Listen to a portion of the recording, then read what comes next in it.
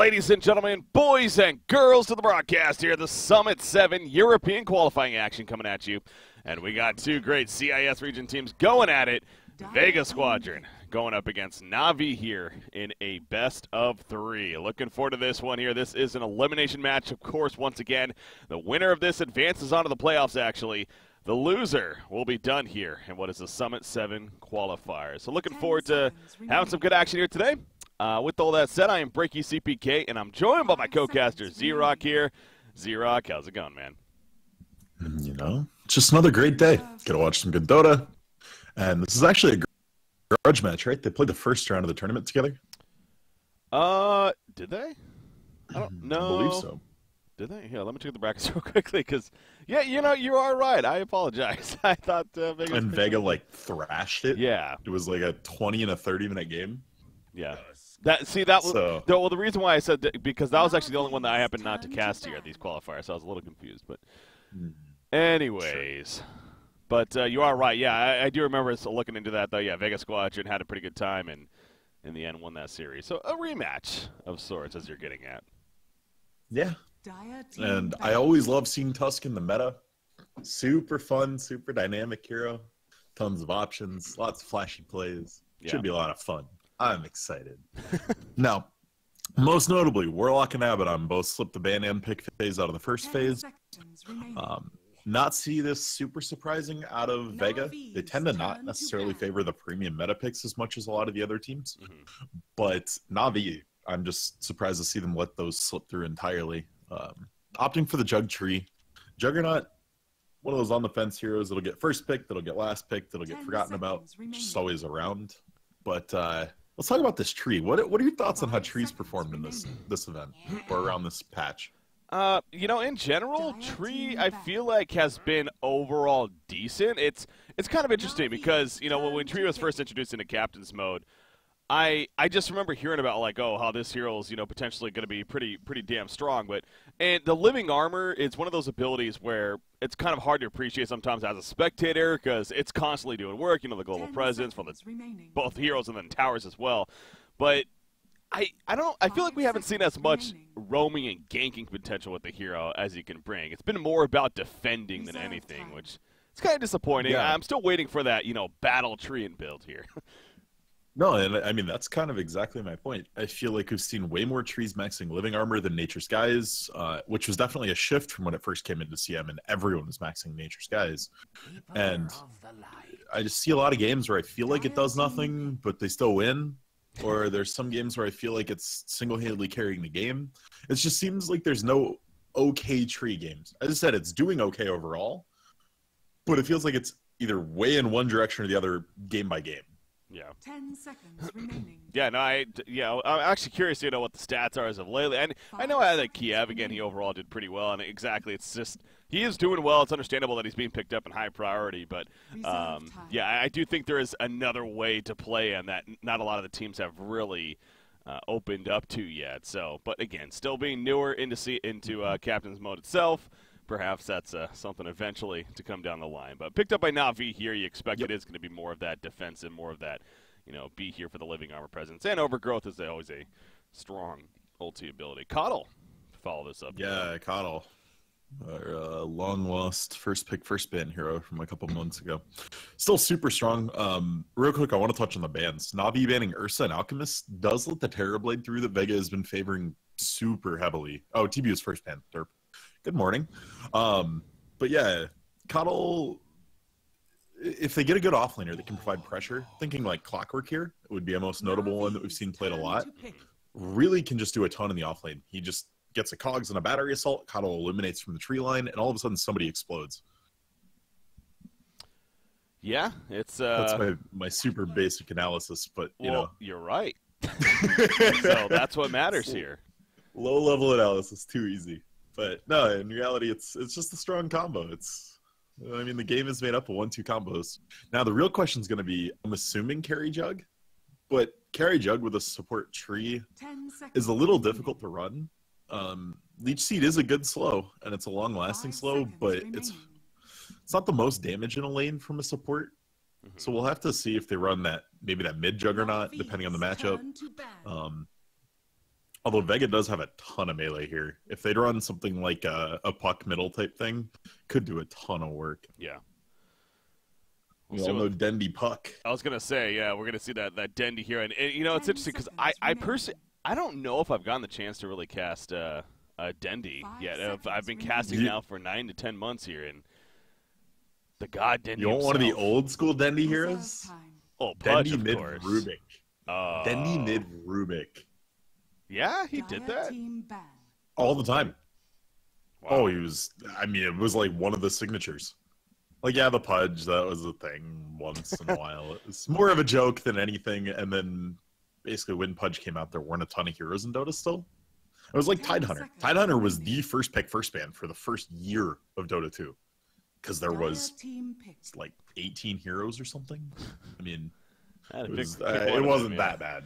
I mean, that's an exaggeration. But yeah, there were just not that many heroes. So he was one of the few with a huge AoE stun. Yeah. Anyway, Vega picking up the Lifestealer. Super nice because he has a great delivery method in Tusk. It's not instant like we'd like to see, but it is better than something like a Spirit Breaker where they can interrupt the charge and leave them stranded. So not a bad bomb. Gonna be looking for a mid laner here on the side of Vega. So TA also works really well with the Lifestealer. Not surprised to see that picked at all. Super common pick in this tournament, this latter half of this patch. Yeah. This is so. What do you answer it with? We've seen Veno tried. We've seen Lita, and pretty much everything's felt kind of lackluster. I don't know if there's an obvious answer, but I think TA is just one of those mids right now that's like you just kind of have to deal with, and almost a little surprised that it's not banned, frankly. And that might be a case of NaVi was hoping to maybe get it for themselves, but knowing that they didn't have the first pick and the last pick there, you know that's always going to be a risk. So. TA, yeah, we even saw G yesterday, in fact. Obviously in the losing effort in the series, but in that game 2 where they won, G actually had a hell of a performance on TA, as you stressed, though. In general, this hero's actually been doing so well. So, yeah, NaVi, I don't know that there's an obvious answer here necessarily that comes to mind. Is it to mid the jug? Well, it's not a bad matchup by any means. It's not a good matchup. One that comes to mind, actually, what about something like a Troll Warlord? I think you'd rather have jug. You just throw the troll as a carry. It takes too long to get through refraction as troll. It's just It's a little rough, and your wave clear is not very good, which can pose a problem when you look at the lineup overall.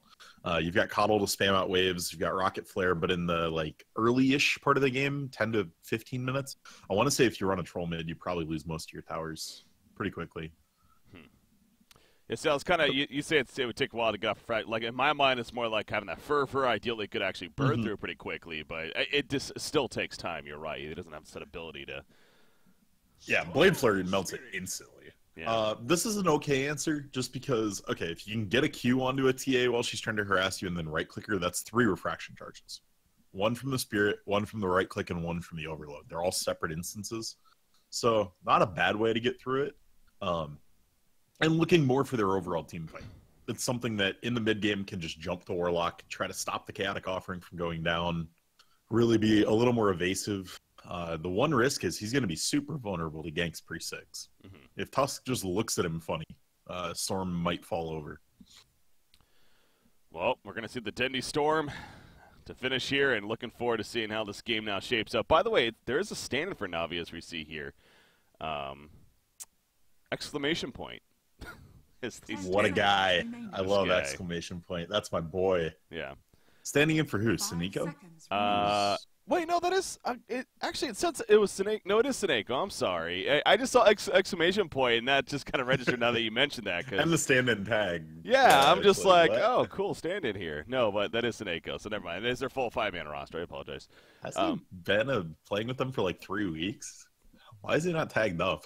I don't know. You know, Vega Squadron, by the way, wasn't there was that announcement yesterday with, what was it, Mag 7? He just joined Mineski, a Southeast Asian team. And everyone's like, what? CIS going to Southeast Asia? I believe he used to play for Vega, so. I mean, that dude's insane. He used to play for, who'd you say it was, G? No, Mag 7. Or Mag 7. Oh, yeah. Yeah, he used to for a little while. I mean, Black, when he first played on Southeast Asia, literally communicated only with pings. Or when he played for, it was Vici, China. He had no real Mandarin knowledge at the beginning. No, basic vocabulary. It's always it's more and more interesting to see. Like Black, I know was kind of one of the first ones to do it. I know Ice, I believe, had history doing it, and it's just like, you know, seeing the international players kind of come, the global players coming together more and more lately. We're seeing a lot more examples of that over time, and you know that communication barrier is kind of the key, as you pointed out. But hey, if they can get through that, you know, obviously the idea of moving to set LAN houses or you know the team houses in the end is becoming more and more relevant. So. It seems like we're getting more of it as time moves on here, with teams coming together from around the world. I think you're playing too much CS:GO. It's just Mag. That's why I was confused so much. Mag 7's the shotgun in CS:GO. Wait, his name is just Mag? Okay. I was like, wait a minute, what? Maybe. But no, yeah, Mag's really solid. Was on Vega for like 2 years. He was a staple of the OG roster. Yeah. Pretty close to the original. It's early, roster. man. This is early. It is very, very early. Well, so actually on that note real quickly, so obviously we got this best of 3 here, NaVi versus Vega. This is the only match today. It turns out, again, with scheduling, normally it wouldn't be this early even, but I guess, you know, with as we get later in the event and so many other events going on, the organizations themselves have to be a little more willing to, you know, make some adjustments day to day. And the teams, you know, they decided to play a little bit earlier, and then the other match, what was set to be Mouse versus Pro Dota. Mouse versus Pro Dota. That one's actually going to now take place tomorrow and set up to have 3 best of 3s tomorrow. So it's going to be a long day tomorrow. We got a marathon day. Okay, mid lane already though. Just that nice little dual lane back and forth. It's super exciting. Yeah. Everyone loses a bunch of regen. Nobody dies. Oh, geez. Definitely feeling that pain, man. He's dropping pretty low himself. No refraction just yet, of course. But, yeah, Treant Protector, it's not often we actually see a Treant Protector just kind of babysitting middle lane. He did get that lead seed first, and Seneko just going to sit here and harass with it early on. Yeah, it's entirely just a reaction. He knew Tusk was going to sit mid, felt the need to do the same to give Dendi something in the early game. And, yeah, working out well. I mean, the trades are good. Bottom lane. Afterlife on shards. Oh, it almost hit, yeah. That would have been something. But yeah, it's a 2 versus 1 bottom lane. Obviously, Dark's here going up against both the Juggernaut and the Coddle here. Coddle, excuse me, we do tend to see more of an aggressive Coddle usually coming. I know you're kind of talking about that, the idea with the Clockwork even. But he is going to be babysitting, again, instead for the Juggernaut, as we see. Oh, middle lane, by the way. The Ice Shard's coming in this time, a much better block. But is it going to be enough for an actual kill? Dendi's running away. The Orb of Venom on him. All he can do is run, though, but I'm pretty sure he's dead here. He pops a Fairy Fire. Another auto attack. Yeah, that's going to do him in. First blood comes out in favor of Vega. Very nice shards. Wow. Yeah, and it's interesting that he's the one that falls. Not a lot of people know this. Tree is super squishy at level 1. He's got quite a bit of base HP, but he only has 1 armor. So if you're able to not trade autos and just right-click him a little bit, he really can just fall over like paper. But a solid block from Seema there. Puts Dendi on the back foot very early on. Race to the regen rune. It's going to be picked up by TA. Not much Dendi can do about that. Obviously, no storm light or ball lightning, excuse me, just yet, and thus doesn't have that extra bit of mobility here. So good run over by TA. So as for the Coddle, when they put Tree mid, they've accepted the Darkseer's going to get level 2, which means he's going to have access to both Surge and Ion Shell. Makes him a lot harder to kill. And so Coddle decided to go ahead and straight lane bottom, get an early point in Mana Leak, just so he has a way to zone back the Darkseer a little bit. I don't necessarily mind the trade-off, especially if he's going to jungle his way to like a quick 3 or 4, because that lets General get some early levels. Clock's going to get his levels with Cogs at some point. And then once you've got that level 1, level 2 Illuminate, then you rotate top. So I don't mind it. I think it's fine. By the way, we see the power of that living armor coming through right there. Level 2 Treant Protector, he gets that living armor, and not only does that help save Dendi in the middle lane, but it helps him turn on a Tusk there and get some early revenge against him. So well played coming out from NaVi as, I mean, to be fair, Vega Squadron, they were diving quite a bit. The Ice Shard is basically just beyond the Tier 1 tower. They really wanted that kill, and obviously it comes back to bite them. So good turn, though, from NaVi, and that's again, presence of Treant Protector, of what he can do. Yeah, and with the Shrine being used right there, he can come right back. This is going to force Tusk to keep coming back, and we're going to see a dual lane mid for quite a while. Yeah, why not? He's got the good harassment tool with that Leap Seed once again, and continues to be the 2 versus 2 right here. So this is definitely the entertaining lane, the one that we already had kills at and expect for possibly more with the way things are going right now. But TA is going to pop the Shrine himself, and now has that level 2 refraction here, so it becomes more difficult. Interesting out of general. He had a little bit of gold from top lane and walked all the way back to get a Shrine, and then TP's back to lane with no regen and no Shrine of his own available. So we'll have to see if he's going to be under some pressure here. Rotating around, smoke from Tusk. Coming to that middle lane. You see Dendi's kind of pushing up currently, and Sentry's even put down.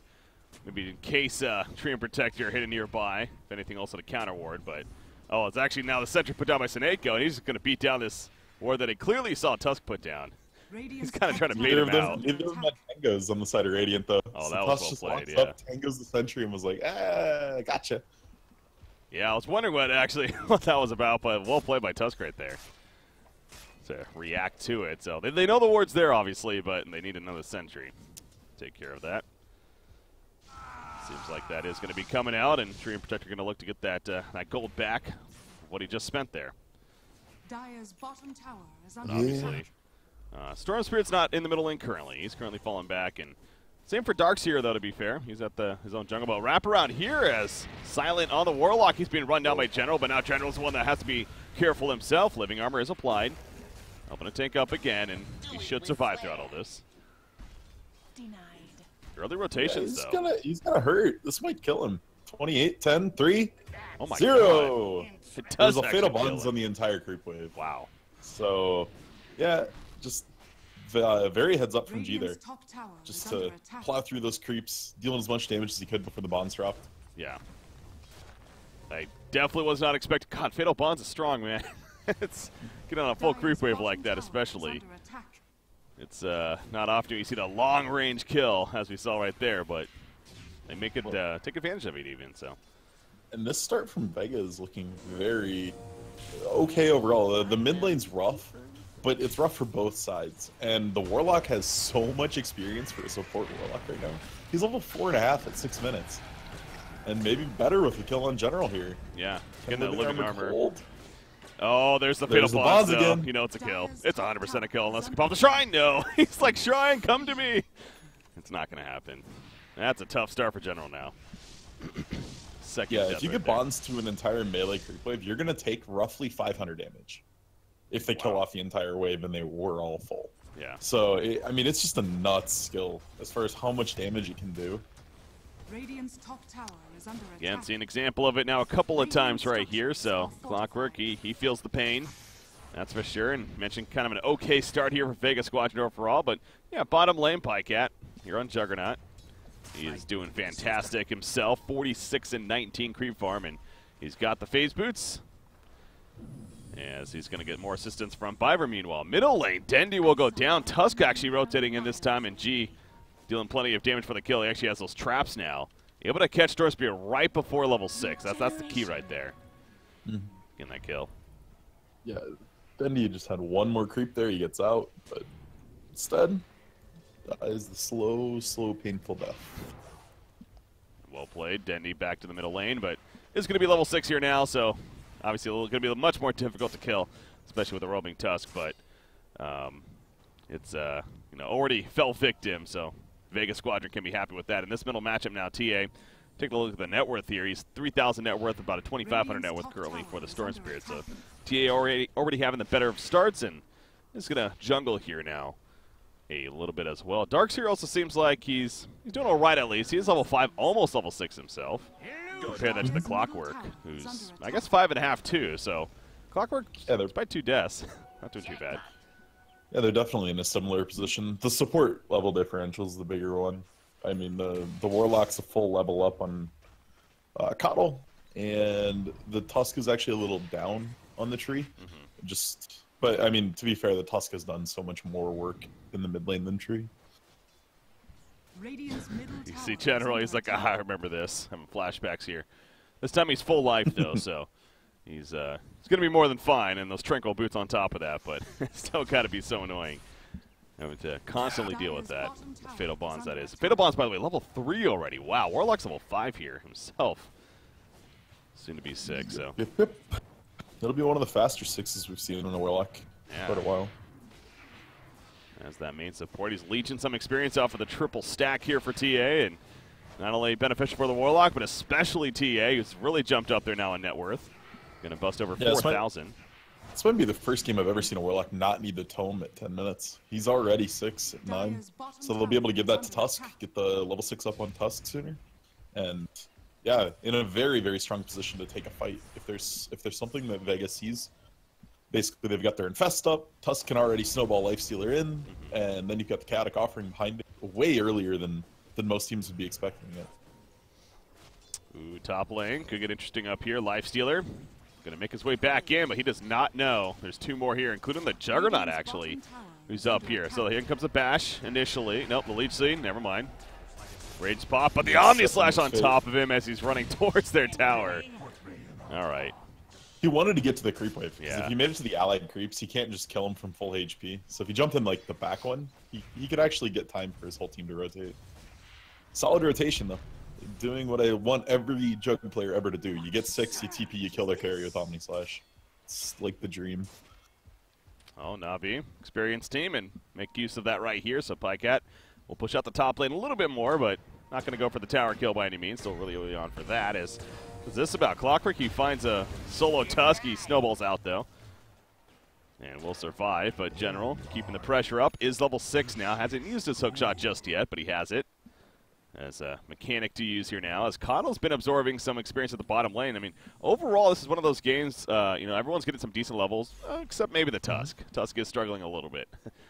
At level 4 still. Yeah, he's kind of got what he needs, though. I mean, in reality, more levels on Tusk are kind of marginal gains. They're still nice to have, absolutely, but he's definitely one of those people that once he gets all 3 skills, he feels like he's unlocked.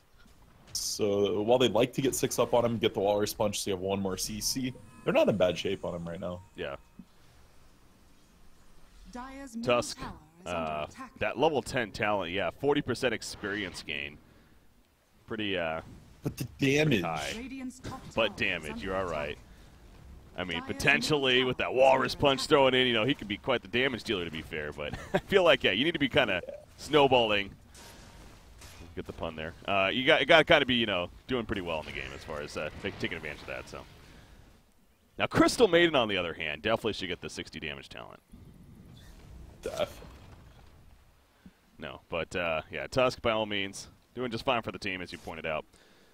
And kind of accomplishing. And, yeah, another case, I mentioned G, actually, on TA yesterday, looking good. Seema, actually, did play Tusk a couple games yesterday against Alliance, and again, at least the first game looked very good doing so. And definitely Yeah, he played it hero. in game 2, I believe, too, against the rematch of this matchup the first time, NaVi Vega. Yeah. And they just demolished. I remember one fight he protected a Terrorblade and let him get off this crucial Sunder. Like, got a snowball at 10% HP on the TV, maybe less. And they turned that into a Sunder and turned to fight. Ooh, got based. Oh, Seneko stutter stepping there a little bit. He's like, now it's bait. He's going to overgrowth. Go for the turn kill on a Tusk. Tusk doing a good job with the Ice Shard placement, actually boxing out any supports coming in, and Seneko will be killed off in the end. A Chaotic Offering was committed for that, so they are going to make a push with it, though, and it's ultimately going to work out pretty well for Vega Squadron here. Yeah, it's going to be extremely hard for NaVi to hold this. They'd have to have rotated Cuddle in really early, be ready to be eliminating already, and just not there yet, so. The Offering is totally fine to get a tier 1 this early. There you go, Desolator. TA actually has it finished, just a matter of getting it delivered here. So It's insanely fast. Nice It's just timing, gonna yeah. hurt. She went from being like 4th on net worth to leading by 2K. yeah, those triple stack. I believe it was a triple stack, if I'm not mistaken, on these Ancients there. They that'll do it. That's one of those heroes you want to be stacking for, especially the Ancients, and then, you know, transition. Like I said, they're comfortable with the idea. So, Pycat's in a weird spot up here. yeah, he's kind of just like accepting it. He's like, you know what, I'm trapped in here. Might as well still do damage to the tower, but now he needs to spin away, and he will be fine though. So, Pycat, he's confident. He has team support and knows that they're not going to commit to it. If they do, they could very likely turn. So fall back from that. He's got the Yasha being built now. Pycat does, excuse me, the real you, meanwhile, Lifestealer does have that armlet finish, though, of course, and toggling that on and off. Yay, he's not going Midas. No Midas. Oh, trying to catch right there on the Seneko, but now there's more nearby than maybe expected. Dendi's going to fly in with that ball landing. Going to get the kill on the Seaman eventually, but the Walrus punch right before does some good damage right there. So now Dendi has to be careful with his life. The Fatal Bonds is up, but not many leashes, if any, so he will be able to port back to base. Lifestealer going inside the catapult right there. Pycat, as you mentioned, maybe overextending a little bit. Biver will port in, but now Juggernaut, he's being run down. He has to pop the Omni Slash somewhat defensively right here. Going for the Terracrat LTA. They might get That's going to be a big one at that. They will get the kill on him. A nice bounty coming out for Pycat on the Juggernaut in. Lifestealer, all he can do is run away. Biver's insane. Mana Leak into a beautiful Blinding Light, which pushed the TA under tower, stunned her, and the Jug's Omni Slash was rolling with time, so he started right underneath her. I mean, that was insanely beautiful from the cuddle there. Great assistance there. One of the newer players on the roster, of course, and looking good there at least. And overall, I feel like he's fit in pretty well. Ice Shards are going to block him somewhat, but not too concerned. Just simply Seema roaming around, trying to get some vision in. And being a nuisance that Tusk can be. What is this about? Lifestealer top lane. Oh, he's going to get the courier. Black. Oh, I got the courier, nice. Lifestealer will be fine, so Tusk waiting around patiently. That works out. Nothing on it, right? So Tusk's, no, Dendi just brought himself a point booster. But, yeah, no, Tusk's ult is targetable on the courier, and it does crit, so it's guaranteed one-shot on the courier. Oh. It's like 400 and something damage. So you use that right there, yeah. I guess it's not the longest cooldown, only 36 seconds at level 1 even. Jeez, yeah, that goes on to 12 seconds. Have you seen this Frozen Sigil icon, by the way? Like, Vici Gaming immortalized in the matter of Tusk. So is it? So it is Vici Gaming. Yeah. Okay. Yeah. What's the lore behind that? Set, I think it came out after their. And what tournament? They won some big tournament, and then someone designed that set for them, and it got released in the store. I'd have to look up the date it came out, but yeah, it was just off the back of some Vici tournament win. Yeah. They didn't win a TI, did they? No. Vici? No. Yeah, I was double checking. The Chinese winners have been Wings, IG, and NaVi. By the way, the new Roshan, as we were seeing right there. So Aegis has been picked up now, Lifestealer. No, Lifestealer doesn't get it. That's TA gets it. That's right. Yeah. At this point, they're so far ahead in the tempo of this game, they want to give it to who can hit towers the best. So they're just going to give that up to G, and basically it's going to post G into a situation he can always siege. Chaotic Offerings up. Like, yeah, Vega is firmly in hold of this game, even with the plays from NaVi trying to keep them in this. Biver. Blinding Light pushback. He will avoid the Ice Shards, but I don't think he's going to be able to avoid death right here, unfortunately. He will get taken out. So, mentioned though, bottom secondary tower going to be pressured. Meanwhile, from the Radiant side, NaVi trying to get a fair trade of sorts right here.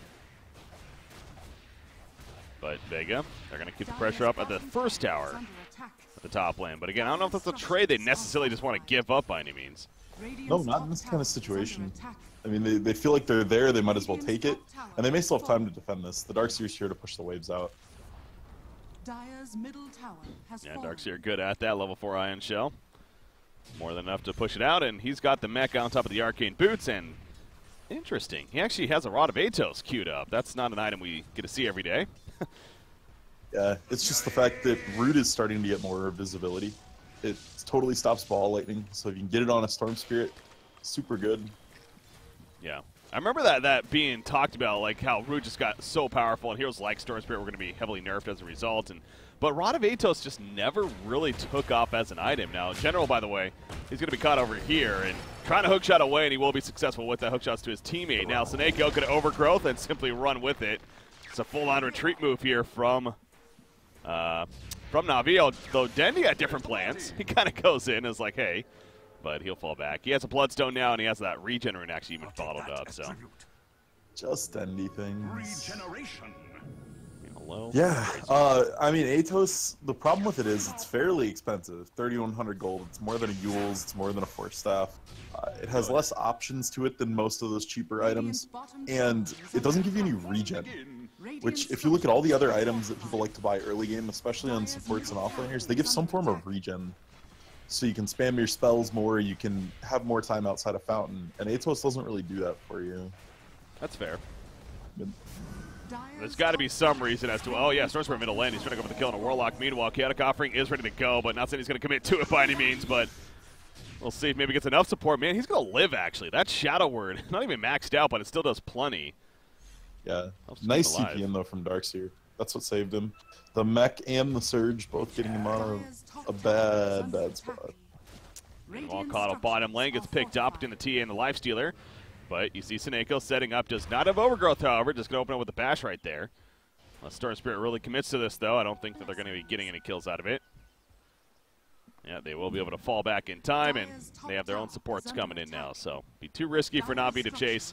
They decide to accept it, as meanwhile, Pycat, though, he's going to push out the top lane. He has his Manta style. He's working on Defusal, already 1,600 gold saved up. He's doing just fine. Yeah. He is keeping them in this game. When the pressure was on their tier 1 top lane, he took mid T1 while his team was like bottom right there, takes the T2 top. He's been splitting like crazy in his farm matches. He's on par with his TA that's gotten like 6 kills. Yeah, been involved in 6 kills. So definitely in a good position. Oh, TA's opening on a Dendi right there. Again, they do have a tree protector nearby. Overgrowth going to be coming out as a result, and Storm Spirit making his gap here with that ball lightning, and he will be fine. So that's good for his sake. That Tree Protector happened to be hiding right next to him, living up to his name. Yeah, this is one of the signature Dendi things. If he gets into trouble, he won't ball lightning like a mile away to safety. He only ball lightnings as far as he thinks their range is, so he can save mana and look at going back in on stuff. Like, he almost died there, and he's almost full HP with full mana. Yeah. He's ready to fight already. Well, Hastrun bottled up, definitely encourages that, as Juggernaut also being gone on could encourage that as well. Omni Slash is ready. Can he maybe get that off in time? Look for a turn. If anything, he'll survive. He will actually choose to spin instead. Chaotic Offering, though, will stun him. Dendi in the backlines is now here. Going for the kill on a Warlock. At least pick him up. But again, he's kind of done his job in a sense, so not the biggest steal. Omni Slash now going out the pass between a couple of units right there. But Lifestealer feeling most of the pain. And he will end up going down, though. But geez, speaking of pain, he's dealing plenty of it himself. And Clockwork's going to end up falling. Trap going to miss right there on a Coddle, as G is going to chase. There's the Aegis use, by the way, or reclaim even. But it ends up being 3 kills in favor of NaVi, as they got too committed trying to chase down Coddle at the very end of that. Yeah, the Vega Squadron there was way too hesitant to use Chaotic Offering on Pycat. They caught him out very badly. Spin was still on cooldown. He wasn't in a great position to Omni Slash yet. The team wasn't there. But they hold the rock until his spin was back up. And as soon as the spin came out before the rock, it was pretty rough to bring that jug down. Yeah. And that's going to be Pycat's Defusal. Like, he's huge. That is, yeah, Juggernaut's not usually a hero you see skyrocketing like this. I mean, we see this hero often, obviously, for good reason, but he's not that flashy farmer usually. You used to? There was a time where, like, every melee core went Battle Fury, and Juggernaut just, I mean, he took a lot of advantage of it. It wasn't like an AM, but yeah, it's been a while since I've seen a Jug just have this kind of lead. I'm going to go the pretty standard 3-item, I would imagine. Probably going to see a blink into Basher. Well, Warlock continue to scouting out right here. Observer ward has been placed, and has to be pretty careful, though, as obviously they're in the area, and he sees that now. As General's looking for the chance for a hook shot, as that Solar Crest picked up. Nice enhanced damage to come. And they are going to catch Warlock in the backlands by the team. I mean, Dendi. He's just going in, balls to the wall. However, balls may be a little bit too big right now because he has to be careful about this. Warlock does eventually fall, but they are pretty deep. But you know what? They just don't care, Tusk. He's just dropping out too, and he will go down. So Vega Squadron just simply cannot react enough. And no Chaotic Offering especially. They do have Darkseer, but the wall's not going to be the best placement. And eventually everyone of NaVi just kind of walks away. They're not even done just yet, actually. Yeah, this team is just go, go, go. They're totally ready to fight. Omni Slash still up. Hookshot and Overgrowth not, but not really a big issue. And they'll fall back. Well, this is the case now of the Bloodstone definitely paying off. It's either one way or the other. You know, so much we've seen it on Alina's lately, especially where I feel like it's just been going down, down, down in charges. This Storm Spirit, man, 17 charges and counting here already. That's huge. Mm-hmm.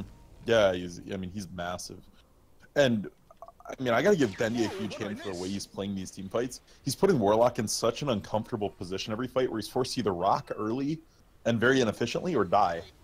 And NaVi as a whole lineup is just playing so well around this Warlock. And we've seen what happens when teams are careful with how they engage into a Warlock team. The Chaotic Offering feels like it does less. You're never hitting 4 or 5-man bonds against a roster that's playing that way. And yeah, Navi flexing some strength here.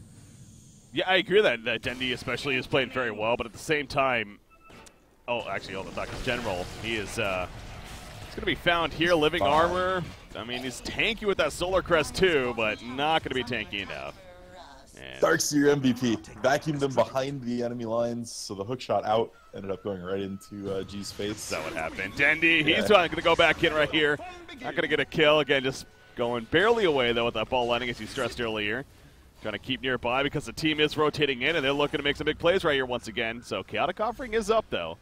And goes back to that's the key for Vega Squadron as usual. Lifestealer going on the uphill. He's going to regret that immediately. They're on the toggle. Splits off with the Manta style right there that he just got recently. The Overgrowth hits right after, though. But in comes the Chaotic Offering that will catch Juggernaut. Juggernaut goes down. And now G trying to run down Dendi right here. However, the TP is going to be successful as he gets away. But they lose Juggernaut, and that time the Chaotic Offering does come through for Vega Squadron here. Wow. That Lifestealer was so tanky, taking through the entire Omni Slash, not even really flinching. Getting a Manta right before that fight. We saw him use it right there. And, you know, he used it right before the Overgrowth, so that was kind of unfortunate, but it didn't matter in the end, of course. As now we see Tusk going to be initiated on, but they're doing this without Juggernaut, so they are missing out on quite a bit of damage. However, they will pick off Tusk. They're going to go for Lifestealer. Once again, we saw how tanky he was last time, though. I don't think it's going to be tanky enough this time, however. The Surge comes out, but he gets stunned, unfortunately, and he will end up falling right here. Silent also going to accept death, running back in. Maybe kill the Courier. That'd be fun. Not going to happen, so he goes down, and actually it is a very good hold for Navi despite being down the Juggernaut. They get 3, and damn it, Dendi wants more. The Blinding Light pushback once again. Biver making the big plays. And Afterlife is going to fall. Unstoppable streak indeed for Dendi. 21 Bloodstone charges now. That regen's insane. And Ashivas. All of the damage on Vega is pretty much physical. So just so hard to bring down as well. 26 armor on him. Just, he's a beast. Dendi's so far ahead. You know, I want to go to that point now real quickly. Is that you look at this lineup, by the way, Vega Squadron, it is a horrible team against Storm Spirit. And that makes that final pick Storm Spirit that much better. It's like, it's almost like obvious now in that final pick spot from Navi because their lockdown is so little to none. Yeah, but okay, so TA had such a big lead. I could have seen Blink Deso into an Orchid and then going into eventual Bloodthorn with it, and it would have been perfectly fine. It would have cut a lot of Storm Spirit's potential out of the game. But feeling the pain of the Overgrowth too much, had to go a Manta just to get out of it. But we see the Orchid queued up now. That was my thought, was, okay, if you don't have a lot of lockdown for Storm, you kind of do. You just have to let it get off. It's in Snowball, it's in Tusk Punch, it's in Warlock ult. And you just have to lock the Storm down for a quarter second to get those off. And I had thought an Orchid was going to come out either on Lifestealer or TA a lot earlier. Well, and they don't have it, and Storm Spirit is just punished. One of those heroes, yeah, especially with the Bloodstone. He has the potential to kind of get crazy in that snowball effect, and we definitely are seeing that here from Dendi in this case for NaVi. So that with the Shivas, as you talked about, all that physical damage being reduced now. He has his own Orchid going to be coming along. Already one of the Oblivion stabs finished. And the bottom tower kill easily happening there in favor of NaVi. You got Juggernaut. He, too, is obviously continuing to do very well as we've stressed throughout this game. And he now has that Butterfly queued up in the works. Actually has the Talisman of Evasion here currently. So nice benefit against the TA and Lifestealer already. I know, not a full Butterfly. Oh, wow, Tusk. Yeah, that was ambitious move on his part. Blinding Light pushback, he's dead. Oh, nice Chaotic Offering into the vacuum wall combination as well. And they're caught kind of an awkward spot. Is NaVi, or is it actually Vega Squadron the one that's in an awkward spot as they're being spun right on top? And Lifestealer going to Infest Bomb, though. He gets a kill on a Clockwork, trying to hold his ground right here, and it will be enough for the kill onto Dendi as well for the first time this game. So that 7-kill streak stopper happening right there, and they are going to lose Juggernaut as the Aegis comes up. But now Dendi is trying to come back in. Again, he had those Bloodstone charges, so he comes up very quickly. Plycat, he's spinning away, but guess who's back? It's Dendi, bitches. He goes in on a Lifestealer right here, but he needs to be careful about it. Vacuum wall to pull him on in. Dendi now realizing that, yeah, he has to get on out. It's going to be a lost cause. At least try to save the Juggernaut, but it doesn't happen, and Juggernaut does end up falling in the end. So that's a victory for Vega Squadron, and that has to feel good because NaVi was really on a tear there for a little. Yeah, and the itemization to stop Storm Spirit starting to come out there. The Rod of Athos is up on Darkseer. He connected with the root, and Dendi had to get scared. he took a ton of damage there in just the short root duration. BKB, you think that's an option now Storm Spirit actually has to think about, despite, again, we stress out overall this team is not the greatest lockdown, but that Rod of Atos alone almost feels like it's pretty strong. The problem with BK, Walrus Punch and Chaotic Offering will still go through it. So while it's really nice, you may be leaning more towards the Lincolns. Okay. That route too. Yeah, that probably makes a little more sense as far as the synergy of the hero too, yeah. Yeah, exactly. I think they're both going to do similar things. Like, Lincolns can get relatively easily popped by a snowball or a shadow word or something like that. But then again, yeah, there's BKB piercing stuns. Yeah.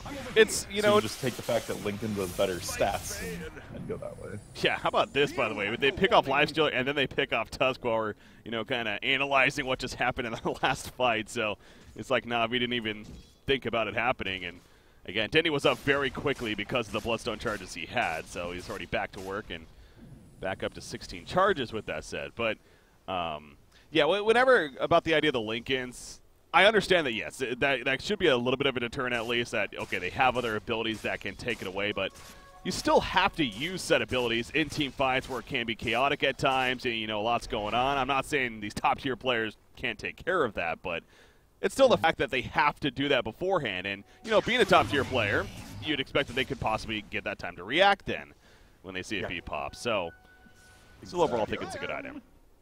And, it's a little more versatile. You can put it on your Juggernaut if he's in front or he's going to eat a big ability. And that flexibility can be the difference sometimes. Ooh, Arcane Rune on Dendi. This is the Dream Storm Rune. That's true. Yeah, he's going to use it right here. Pops in with the Shivas. TA is in trouble. Dust comes down, so the Meld's not going to save him here. In fact, nothing's going to save him. Omni-Slash committed, but again, that's a kill you definitely want, and he's dead for 75 seconds at this point. Yeah, Dendi just spent the rough equivalent of like 3,800 mana to do that. That's how insane Arcane Rune is. Did he really? Yeah. Jeez. Yeah, it's 40% mana cost reduction, and he burned his entire mana pool. So. Well then, that's they got the kill. Again, even the Omni-Slash coming out, and TA, he is the most farmed in the game, so yeah, you got to really go all out on him. And if you force a buyback out of him, I mean, it's massive. His tempo gets just dropped, and he's so close to finishing the Orchid. Well, you got Vega Squadron now kind of pinned in their base currently while they're waiting for TA to respawn here. So NaVi just taking advantage, kind of pushing in the lanes elsewhere and being patient, maybe try to wait for a pick chance, but not going to happen just yet. Another Solar Crest, by the way, as Treant Protector also picks one up. They want one for each of the course. There's so much physical damage on the side of Vega, and the TA is the one that's way ahead, and she's not going MKB. So they just desperately want to get these Solar Crests online, keep one on Dendi and one on Pycat. Yeah, this Treant Protector too. So a lot of the times I also feel like going back to, I know we were stressing it from the beginning of the draft even, it's like, I feel like Treant Protectors kind of fall behind in farm quite a bit. And they really struggle to get set items, but man, Seneko, he is not feeling that at all. Not only the Solar Crest, but that Blink Dagger on top of that, the Tranquil Boots in full. Like, he's doing just fine this game. Yeah, I thought the Warlock had a very greedy early game in getting level 6 that early, getting a Midas first, and getting to it at a fairly okay timing. But the supports on NaVi were just as greedy. I mean, the Coddle sat bottom blasting creep waves once Juggernaut rotated at 6 for quite a while. And then, yeah, Seneco's still been able to find farm too, hitting a few creeps here and there himself. So across the board, looking good for NaVi again, despite, there was the bottom hold there for Vega Squadron, so they definitely show that they can hold, but NaVi overall has the lead here, about a 6,500 net worth lead as we see at that nice little bar at the top here. Middle lane. Orchid's up on Dendi. Keep in mind, look for him going on Warlock here. There you go. He is going to jump Warlock right off the bat, so no Chaotic Offering this fight unless he can't kill him quick enough. He cannot. Glimmer Cape is popped, and now will he find the chance to use it? It looks like now is the chance. There it goes down. Omni-Slash was bouncing around. General's trying to live now as he's running away. Overgrowth does commit and lock down a little bit, but the chase still continues. General, though, the Kai's going up. Nobody dead for the longest time. Finally, Warlock will fall, and now Pycat, he's trying to run, though. Juggernaut trying to play the surviving game in the background, though. You see Dendi going after TA, and Dendi will get the kill on a TA. That's a key one because he's dead for 80 seconds. No buyback. They get the kill on a Tusk as well. And now here comes a turn from NaVi. The Healing Ward is put down. And Lifestealer, a couple of auto attacks. Nice armlet toggle right there. And gets the support from the Darks here. But Dendi, You talk about going in, being a YOLO player himself. He will be YOLO there, and he gets the kill on a Dark Shifter as all the match comes out. And is this going to be a complete cleanup in favor of NaVi? It looks like a triple kill for Dendi. He's back up to 21 Bloodstone charges, and nobody has a buyback here. Wow. You gotta kill Healing Ward. That's about all I have to say. Look, Navi's full. I mean, they're entirely full. Pycat microed that ward so well. It wasn't that they weren't trying to. It was just they couldn't get to it. Yeah. What a great fight from Navi. It would have been better if they got the Warlock to start it off. He got a great Bond Scatic offering off, but just not quite enough, and the Healing Ward doing so much work. Yeah. It's amazing to me that that fight did go so well for NaVi, considering Warlock lived the initial onslaught, and then, as you say, actually got a really good placement of the Chaotic offering off too. But you know, that's where that counter initiation comes into play, as to be fair as well. You know, Snako popped the Overgrowth, that also caused issues in the midst of it, and then the Healing Ward put down, but you gotta kill it, but good micro. What was that? Fiverr got off, it was daytime into Coddle with an Ags. Okay. Like, Fiverr got off 3 or 4 pretty good Illuminates in that fight, and every one of those, if he's charging them up all the way, is 500 health. Just insta-healed to any ally that runs through the path, so a ton of sustain here on this Navi lineup. And there's I that just link. want to point out, like, did you see how far Snako blinked and got the stun on Lifestealer there? Yeah. Like, he got him past the shrine and was below the base when that started. Yeah. That was pretty ridiculous. But again, as a team, they committed at that point. They were saying, you know what, we want this kill. And I think they felt pretty confident, too, that nobody had a buyback the way they were all just staying dead right there as they're trying to retreat into the base. So, I mean, I also just think Navi's style is you don't care if they do or not. you say if you have it. You won the fight, man. We're getting 5 or we're all dying for it. Let's go. I mean, they're gamblers, but paid off right there big time. Win the jackpot of sorts, and haven't won the game just yet, but man, you know, I was just stressing before that, 6,500 net worth lead, now it's a 20,000 net worth lead. Yeah, it snowballs so fast. Dendi Lincoln's is now online, so that's massive. rough stuff here from Vega in a game that looked okay. Oh, yeah. And again, they're the ones with that coming off the 2-0 victory over NaVi earlier in this event, as we're stressing. So the rematch here, and NaVi now has the better of it so far. And only game 1, though, in this best of 3, so not to get too ahead of ourselves. But NaVi also coming off the momentum yesterday. I believe they beat Alliance in another event that we were just talking about. So, yeah, another really rough showing from Alliance. They started one game down like 0-8 in 4 minutes or something. Yeah, it was a bit painful.